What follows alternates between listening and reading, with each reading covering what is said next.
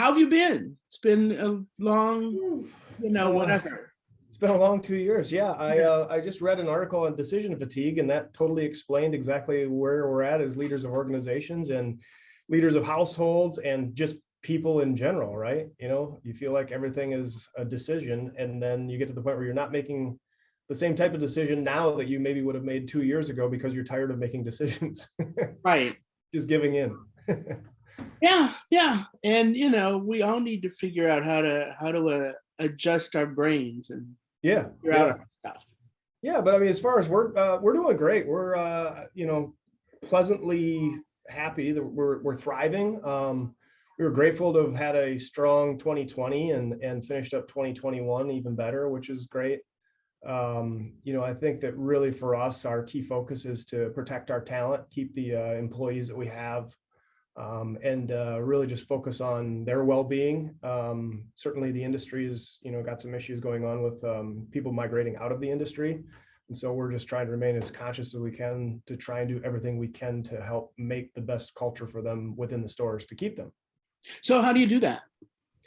Yeah, it's a little bit of a mix. I mean, some of it's grassroots, right? Some of it's like within the four walls of the restaurant. Some of it is offering really good benefits. Some of it is enhancing or tweaking your benefits. So recently we agreed to roll out a new benefit that it's basically a how do you put it? It's basically a consortium of wellness professionals that if anybody's going through any sort of life problem, which can be anything from depression to divorce to financial issues to work issues, basically it's a help agency that you can go to a website. It sounds like a matchmaking website like you'd see for a dating app, but it's actually meant to align the individual's problems with somebody who can actually help them. And so we've agreed to foot the bill for that for all of our corporate general managers and our corporate staff. Simply because people are just going through a myriad of issues, and just offer that up to them so they have somebody to talk to. That's great. Yeah. How about for hourly employees? Those are hard to keep too. Yeah, the hourlies are hard to keep. That's right.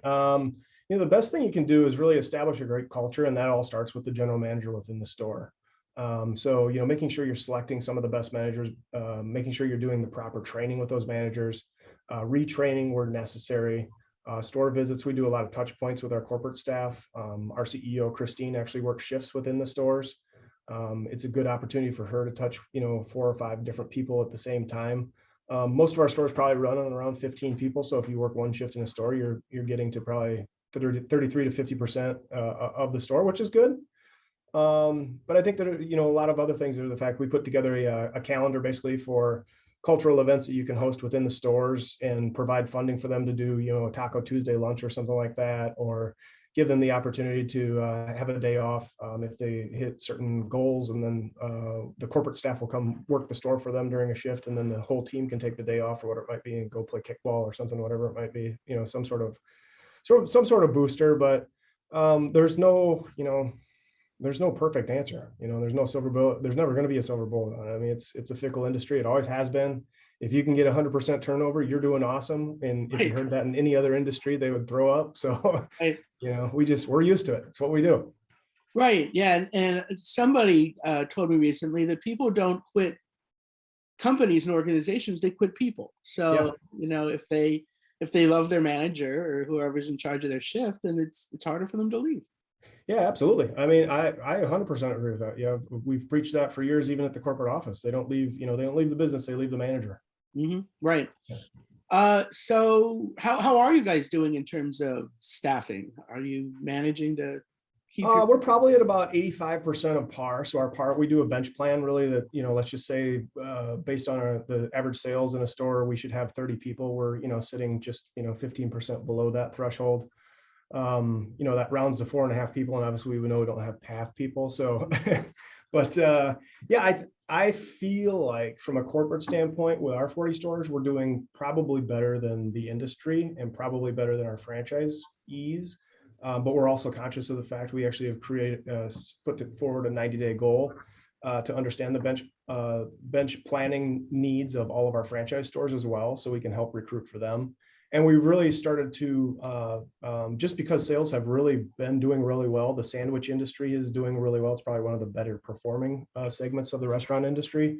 We're starting to put our advertising dollars towards recruiting instead, because we're up over 20% in traffic, which, is crushing the nation. Or we're up 23%. I think how we ended the year, we were up 23% versus the national average in traffic. Whoa. So we're receiving guests from somebody. We haven't had traffic growth in a number of years. So to have that level of traffic growth really can be paralyzing for a business.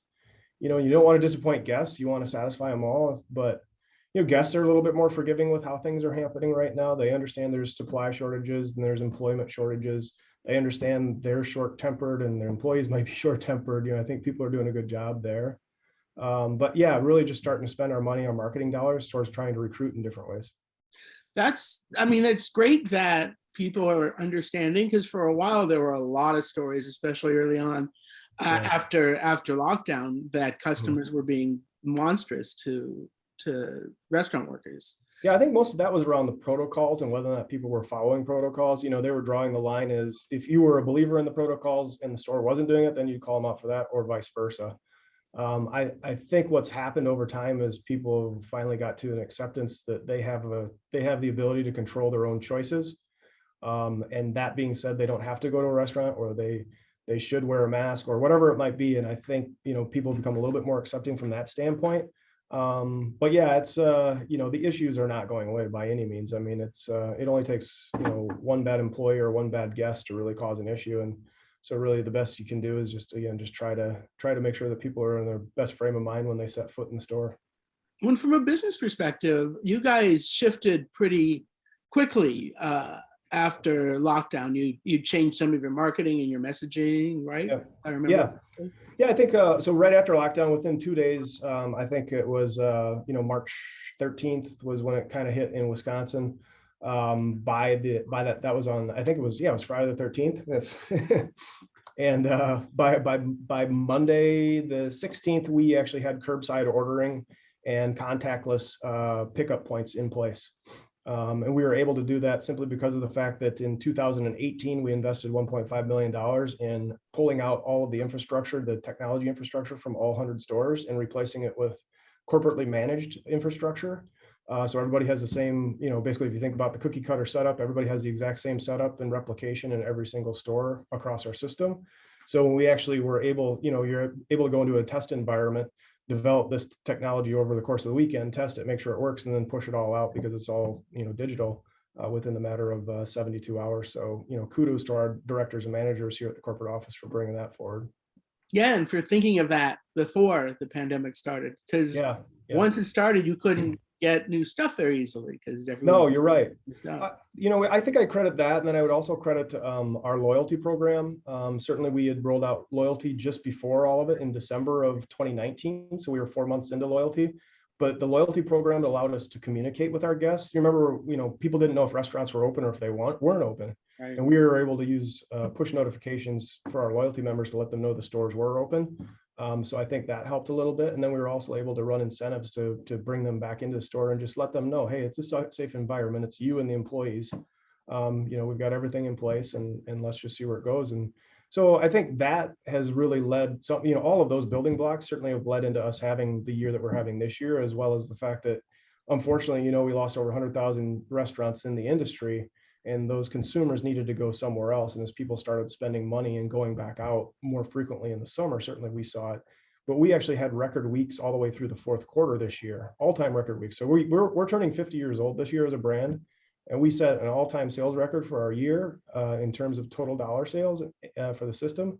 And we also set weekly sales records. And 66 stores out of our 94 stores actually had one record or another set or broken at some point during the year. So it's kind of it's a convoluted mix, right?